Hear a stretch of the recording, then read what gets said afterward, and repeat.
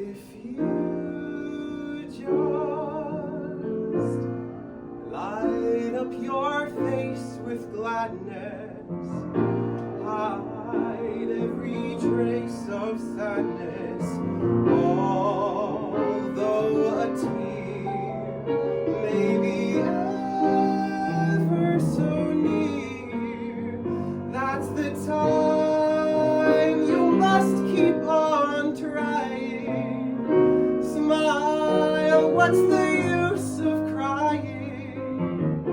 You'll find that life is still worthwhile if you just smile, though your heart is aching. Smile, even though it's breaking. When there are clouds in the sky, you'll get by. That's the time you must keep on trying. Smile, what's the use of crying? You'll find that life is still worthwhile if you just smile. That's the time. What's the use of crying? Smile, and maybe tomorrow you'll find that life is still worthwhile if you just smile.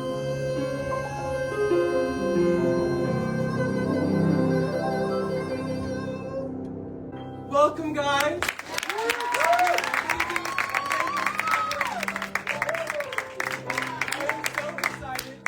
Share a couple stories with you, sing some of my favorite songs, and spill a little tea. My first little secret that I've got to share today is I don't want to be here. Actually, let me be a little bit more specific. I hate school. Don't get me wrong, I love the community, the faculty, the friends, everything that I've made here and the growth, but let's be honest. I did not know what I was getting my ass into. I grew up in like the middle of nowhere, and I swore I would never go back. My hometown was like the suburb of a suburb. I actually lived on a cul-de-sac. That's literally a road that goes nowhere. That's the definition of dead end. I said I can't wait to learn to do a three-point turn because I don't want to be here. After 16 long years, I made it out of Bloomfield. Found myself at Interlochen.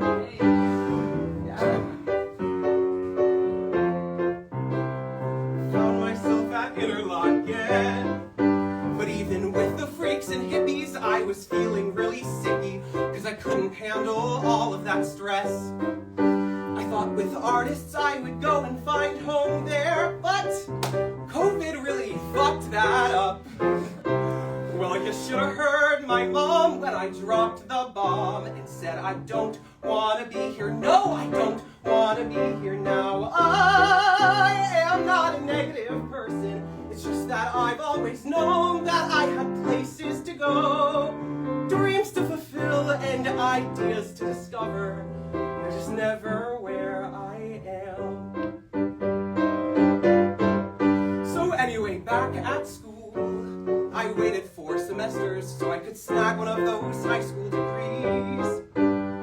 I moved down south because I heard CCM is top 3, and it is, but I gotta get out. The first sem I just barely passed my boards. Then last year went and broke my leg. Ready to explore, but now I need much more because I don't want to be here. No, I don't want to be here now. I was not a negative person. It's just these BWIs weren't waiting for you and for I such cheer, but I think we're almost done here, and I'm ready for what's next. Now, I don't understand how all of y'all can be pretty 100% at school. School was always the one piece of the puzzle I could never fit into my life. In second grade, I never did my homework. It just didn't seem fair to me that they could kidnap me from the hours of 7 a.m. to like 4 p.m. and expect me to do unpaid busy work, like reading clock faces and memorizing scientific terms I'll never use in my life. But I carried this disdain of homework with me all the way to high school, where my grades certainly reflected that. My parents were not enthusiastic. If only I could live a life without the confines of schoolwork, teachers to obey, and grades that bear such a weight on my value as a person. Maybe I'm the only one of my friends that sucks at school. But even if I am, I've learned I don't have to be the best student to be worthy of the space I take up.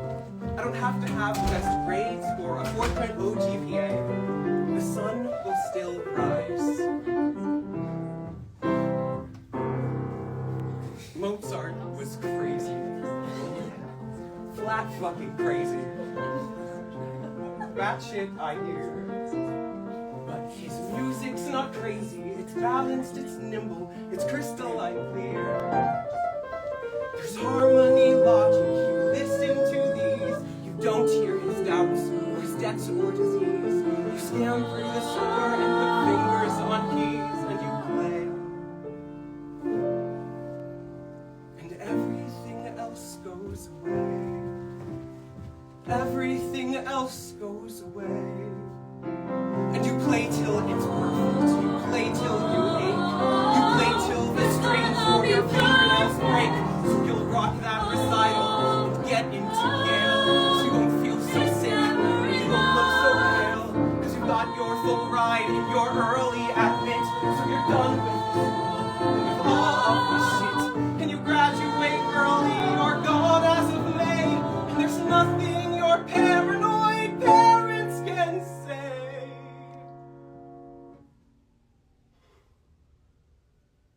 And you know that it's just a sonata away.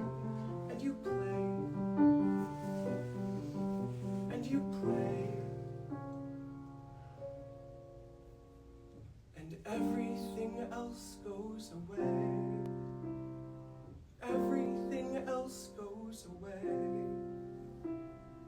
Everything else goes away. School had me convinced that I was lazy, crazy, stupid, and ill-focused. Every day before I would get ready to do my homework, I would be stunned in the face of algebraic terms and sentences. I had so many thoughts and ideas rattling in my head I could not compute. I couldn't decide where to begin. Then one day, I realized that this was not typical, that I shouldn't have this burden on myself, basically struggling to complete simple assignments. So I marched my ass into my counselor's office at Interlochen Arts Academy, and I demanded that I get tested for ADHD. And quickly got medication, and my grades quickly began to improve. One sec, I'm thirsty. Whew. ADHD, I blame the meds. But after meds, rather than having all of these thoughts scattering and ricocheting in my brain at all times, it was like they all froze, and I could just select one and then move forward with confidence in those instincts. But even now, I still get in trouble with my ADHD. I mean, medication cannot fix everything. When I was little, I used to get in so much trouble for leaving my coats on the school buses and for missing due date assignments for homework. Honey, it's the middle of winter. Where is your coat? I could spend weeks in a semester without even touching a single homework assignment. James, your coat.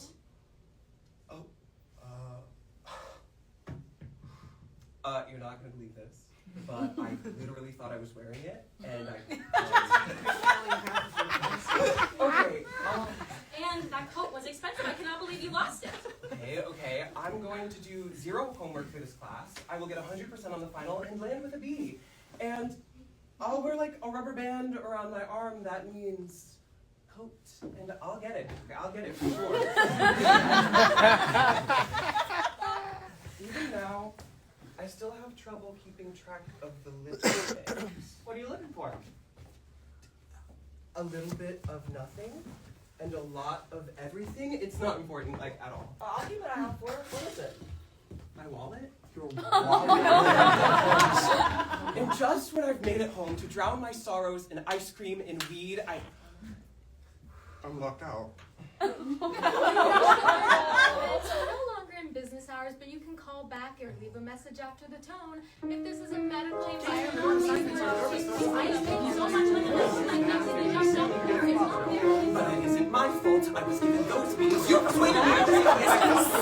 And without those beans, there would have been no stock to get up to the giants in the first place. Wait a minute, magic beans for a cow so old that you had to tell a lie to sell it, which you told. Were they worthless beans? Were they oversold? Oh, and tell us who persuaded you to steal that gold. So it's your fault. No. So it's your fault. No. Yes, it is. It's not. It's true. Wait a minute. No, I only stole my gold to get my cow back from you. So it's your fault. Yes. No, it isn't. We'd have kept those beans, but our house was cursed. She made us get a cow to get the curse reversed. It's your father's fault that the curse got placed and the place got cursed in the first place. Oh, so it's his fault. So. It was his fault. No. Yes, it is. It's his. I guess. Wait a minute. Though I chopped down the beanstalk, right? That's clear. But without any beanstalk, then what's clear is how did the second giant get down here in the first place? Second place? Yes. How? Had the other bean. Other bean? Other bean. Pocketed the other bean. I did it. Yes, I did. So it's yours. No, it isn't, because I gave it to my wife. So it's her. No, it isn't. Then who says it? Wait a minute, she'd have kept those beans to clean your shoes, so the one who knows what happened to the bean is you. You mean that old bean that your wife, oh dear, but I never knew it, so we thought, well, don't look here. So it's your fault. What? Yes, it's her fault. And it isn't mine at all. What? Well, if you hadn't gone back up again, We were needy. you were greedy, did you need that hat? But I got it for my mother. So it's her fault then. Yes, and what about the heart in the third The place? harp, yes, you. But you dared me to. I dared you to. She dared me to. She said that I was scared. Me? You dared. No, I didn't. So it's your fault. Wait a minute! You had to do it too. But the harp was wrong. You hadn't thrown away the Well, bean in the first place. It was your fault in the first place. Right? You were speaking in the first place. It's your fault. You're responsible. You're the one to blame. It's your fault.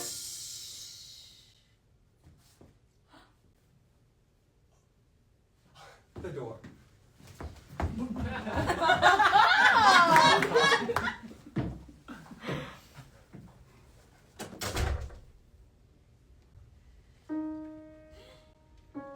The most beautiful sound I ever heard. Maria, Maria, Maria, Maria. All the beautiful sounds of the world in a single word. Maria, Maria, Maria, Maria. Maria, Maria, I just kissed a girl named Maria, and suddenly that name will never be the same to me. Maria, I just kissed a girl named Maria, and suddenly I found how wonderful a sound can be. Maria. Say it loud and there's music playing. Say it soft and it's almost like praying. Maria, I'll never stop saying Maria.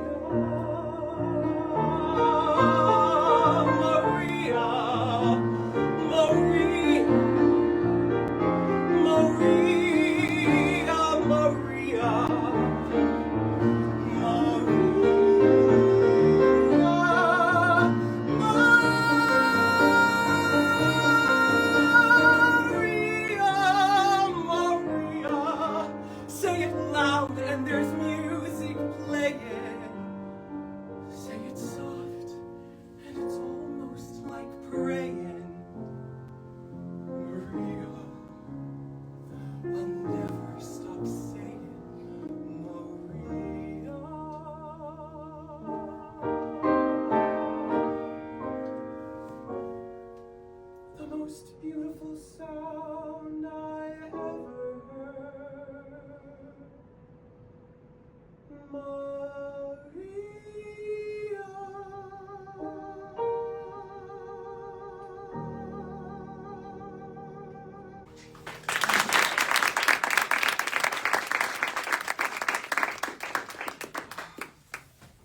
I? ADHD is like my superpower. And, book. Book is yours. Your book. You just. I'll see you later. You're welcome.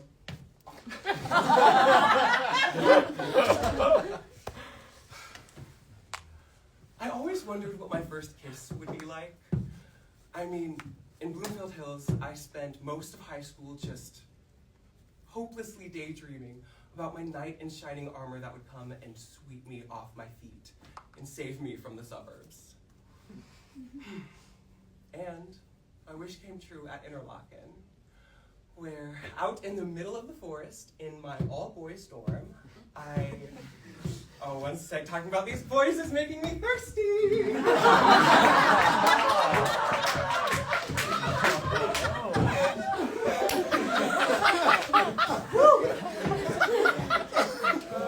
So there was this boy, let's call him Michael, and yeah, I really liked Michael. I experienced him with all of my sentences. The feel of, all of my senses. I felt him with all of my senses. And it was the feel of his ripped sweaters as I poke his arms to tease him, and the sound of his voice as he'd serenade me in practice rooms. The smell of his shampoo as he would hug me between classes. The sight, the striking blue eyes that would freeze me in my tracks. And the taste of, well, strawberries. I mean, he was my first kiss, after all.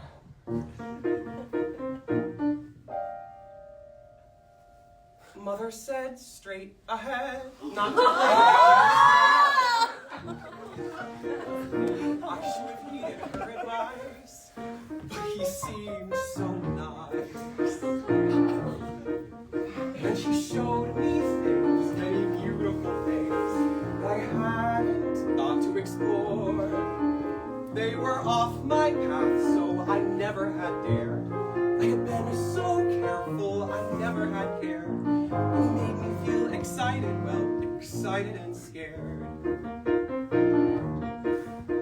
When he said, come in, with that sickening grin, how could I know what was in store? Once his teeth were bared, though I really got scared, well, excited and scared. He drew me close and he swallowed me down a dark, slimy path where lie secrets that I never want to know. And when everything familiar seemed to disappear forever, at the end of the path was Michael once again.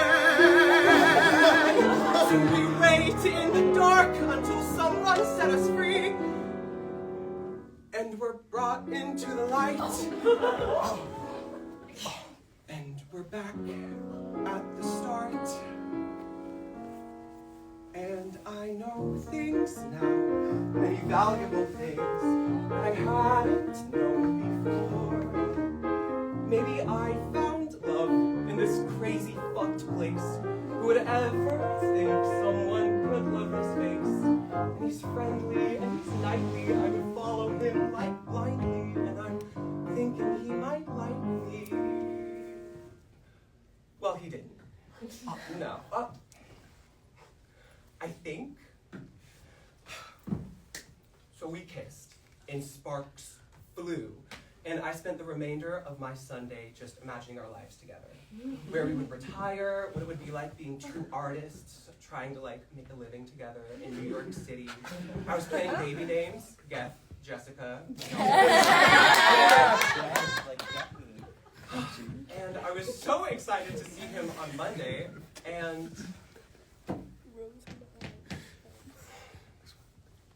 he didn't so much as look at me. And I thought, well, it's a Monday. We all have bad days. But I had 3 classes with him. We were in a musical together, Matilda, and we lived in the same dorm. So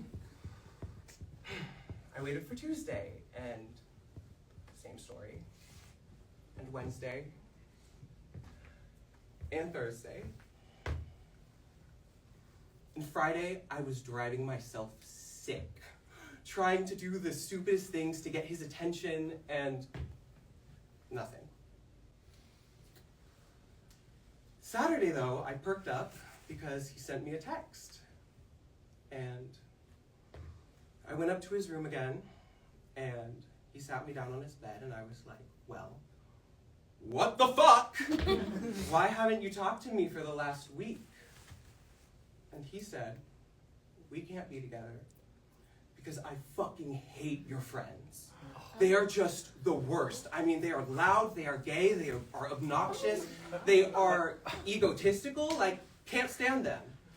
And I was not about to cut off my friends for some boy. But I was hoping it would be something easier, like, if he'd said I was too small, or too big, or too loud, or too quiet, I could fix it for him, because I felt like I had needed him. But we never spoke again. And that's okay. And there are plenty of fish in the sea. Why not have a little bit of fun along the way?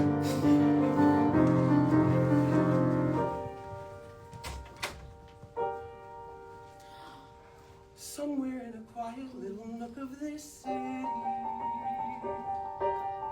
slipping into something that's a little less like it is obvious. You are not alone here. Open up your eyes. We cannot sleep. Just hold our breath tonight. Too strange, too strange, too strange. Hope don't matter. It don't matter. Time will pass on and tomorrow will come and go. Or at least I've been told so. Too strange, too strange, too strange. Lost and lonely, lonely nightcap, strange, strange dreams. Letting go of a dream. Waking up from a dream. Waking up from a dream. Waking up from a half-remembered mid-November dream. And somewhere out in Clifton, you're alone and you're smoking, soaking up the feeling that you've never felt, nothing at all. That weed makes you rude, but that's your kind of mood. Oh, we cannot sleep. We'll just hold our breath tonight. Two strangers. Hope don't matter. It don't matter. Time will pulse on and tomorrow will come and come. We'll be trudging through the snow. Two strangers. Lost and lonely, lonely nightcap, strange, strange. Letting go of a dream. Waking up from a dream.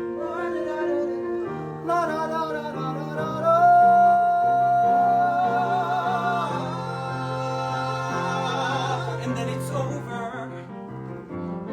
Just another mistake done over. There's no evidence here, no marker, picture frame. Just a name in our cell phone stuck in my head. Smelling boy in my empty twin bed. Or maybe I'm just conjuring some romance I read. This was not so magical. You didn't impress me, not at all. No, no, not even a little bit. You were something I wanted to try, and we were happy for a while. Just like in a dream. night, tumbling towards winter in the perfect autumn luminescent light. You held me tight.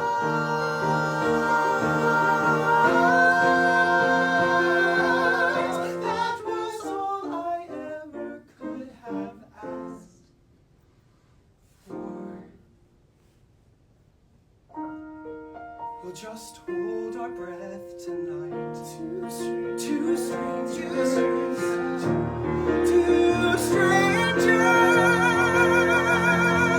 we cannot sleep. We'll just hold our breath tonight. Two strangers, oh, don't matter, it don't matter. Time will pause, it don't matter. We'll come and go.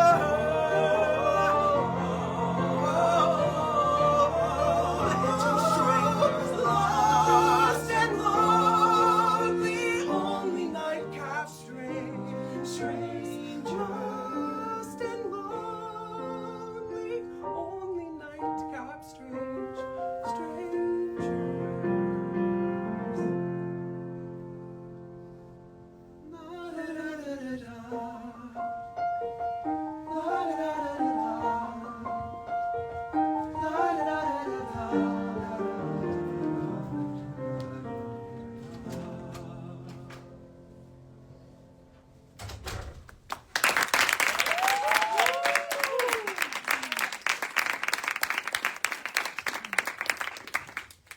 Well, there you have it.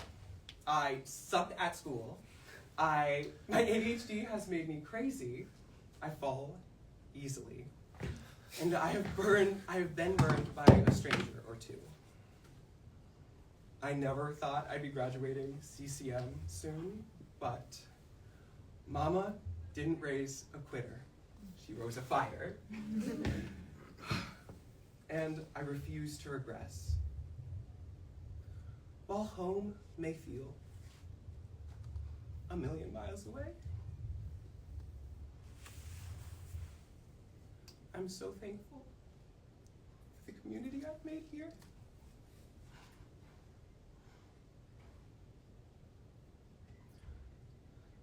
That have let me feel fabulous, baby.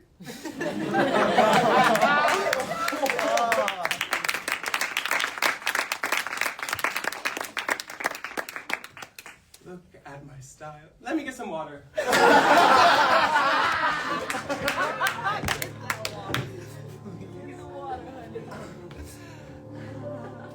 Look at my style.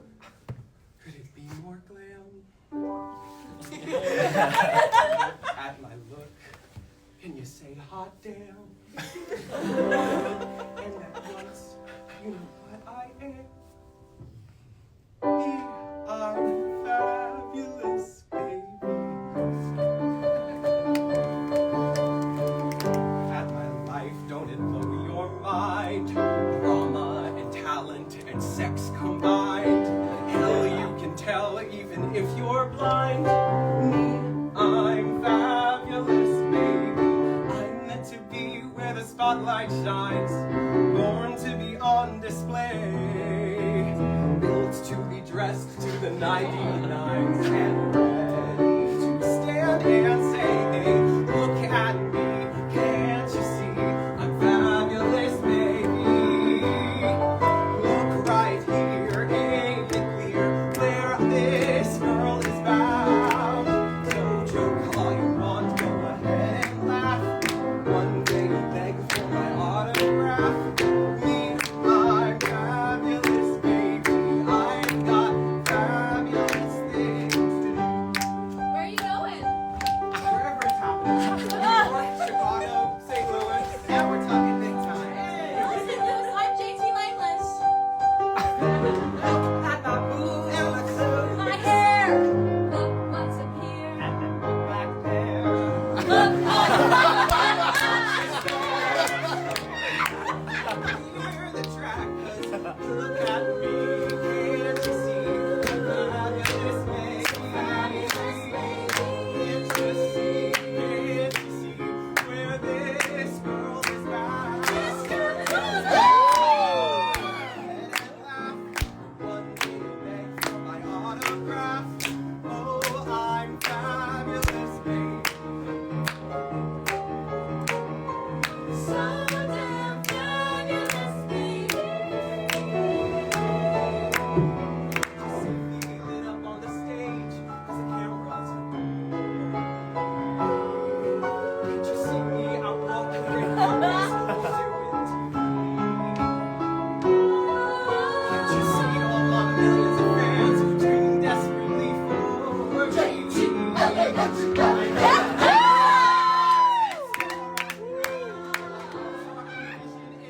shocking thing. Pouring your riot, the whole kitchen sink.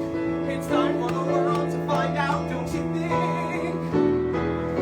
Whoa, look at us, can't you see? Our fabulous baby ensemble!